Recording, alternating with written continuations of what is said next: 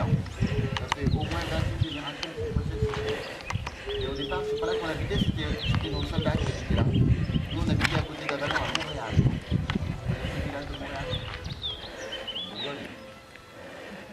Et en 1250, il y avait deux frères dans la famille.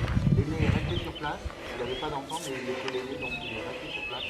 Et le cadet, il est parti s'installer à Beauvoir, et à côté d'ici. Ma famille est restée 100 ans à Beauvoir, et finalement en 1350, on est venu s'installer ici. Donc on s'est d'abord appelé Montréal, ensuite Beauvoir, et maintenant on s'appelle Château. Et les soldats ont été très nombreux ici, ils ont été jusqu'à 400. Donc ils ont défriché autour pour loger leur famille, ça a donné 9 hameaux, c'est ça aujourd'hui la commune de Château. Donc ne cherchez pas le village, il n'y a pas de village, à proprement parler. La mairie est perdue dans la nature, hein, l'église est celle du château, et le seul endroit intéressant du village c'est le bistrot. Alors les trois raisons qui font qu'on avait les soldats ici, c'est d'abord parce qu'on est sur la Via Agrippa. La route romaine qui allait de Lyon à l'Angleterre, elle passait là.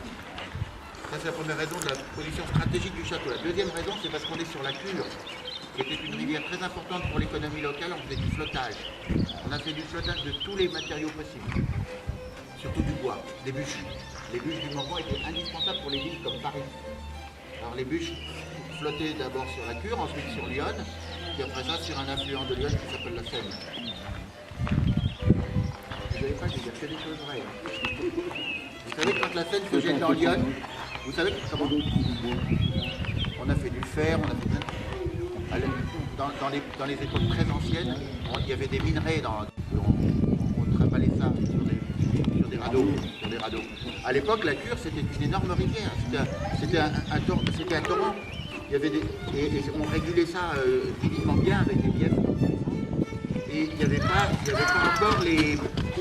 encore les barrages des Sétons et du Crescent. Alors, les bûches servaient à Paris pour les fours et le chauffage. C'était des bûches d'1,14 m. Et alors, on les assemblait, on les lançait dans l'eau ici, enfin dans tout le Morvan, et puis ça flottait jusqu'à Vermenton, à Bûche Perdue, ce qu'on appelait la Bûche Perdue. Et à Vermenton, on les assemblait en barque, en énorme radeau de 72 mètres de long, et ça arrivait comme ça à Bercy. C'était marqué, bien sûr. Il y avait 11 propriétaires des forêts du Morvan, et 11 étaient propriétaires de cette société du flottage sur la Cure. Ça a duré de 1550 à 1923. Et alors, ça c'est la seconde raison de la position stratégique.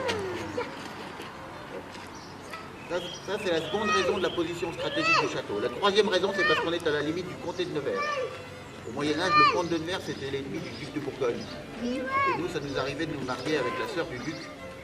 Donc on avait une position importante dans le duché, il fallait qu'on ait un œil sur...